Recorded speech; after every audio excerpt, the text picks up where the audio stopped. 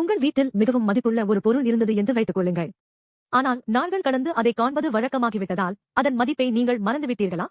ஆரம்பத்தில் அப்பொருளை மிகுந்த கவனத்துடன் பார்த்தாலும் அது பழக்கமாய் சென்றபோது சாதாரணமானதாகவே தோன்றலாம். இது மனிதர்களுக்கும் பொருந்துகிறது. எப்போதும் அருகில் உள்ள ஒருவரை நாம் அத்தியாவசியமாக எண்ணி அவர்களது மதிப்பை மறந்து விடுகிறோம்.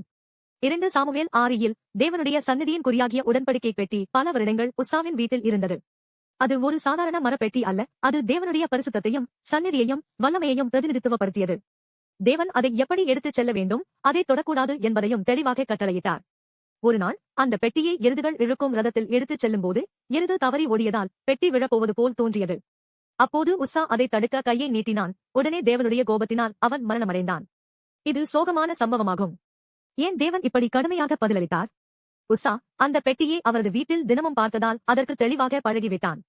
அது அவனுடைய வீட்டில் உள்ள மற்ற சாதாரண பொருட்களை விட வெறுமனே ஒன்றாகவே இருக்கிறது என்று எண்ணினான். ஆரம்ப பிறமொழியில் உள்ள கையை நீட்டினான் என்ற சொற்களில் சொந்தமென பிடித்துக் கொள்கிற பொருள் உள்ளது.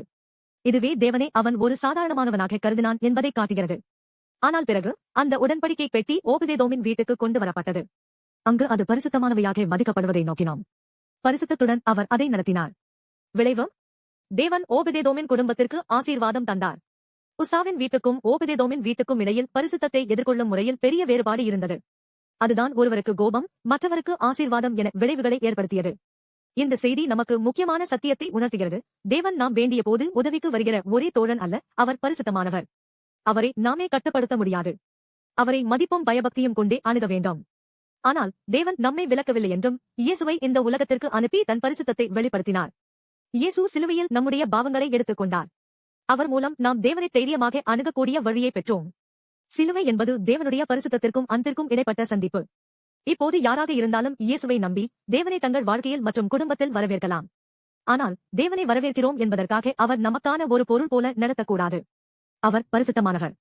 பயபக்தியுடனும் அன்புடனும் நாம் அவர் அருகே வரவேண்டும். இன்றைய உலகத்தில் மென்மையான விசுவாசம் அதிகமாக காணப்படுகிறது. மக்கள் தங்கள் பெற்றோர்கள் விசுவாசத்தை வெறும் வழக்கமாக பின்பற்றி தேவனை உண்மையில் அறியாமல் நடத்துகிறார்கள்.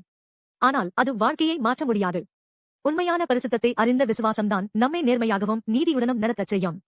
அது சிலுவையின் மூலமே சாத்தியமாகும். நீங்கள் தேவனுடைய பரிசுத்தத்தை நினைவில் வைத்திருங்கள். அவரை சாதாரணமாக எண்ணாதீர்கள். இயேசுவின் வழியாக தேவனை அணுகும் ஆசீர்வாதமிக்க பாதையை நன்றியும் பயபக்தியும் கொண்டு நடக்குங்கள்.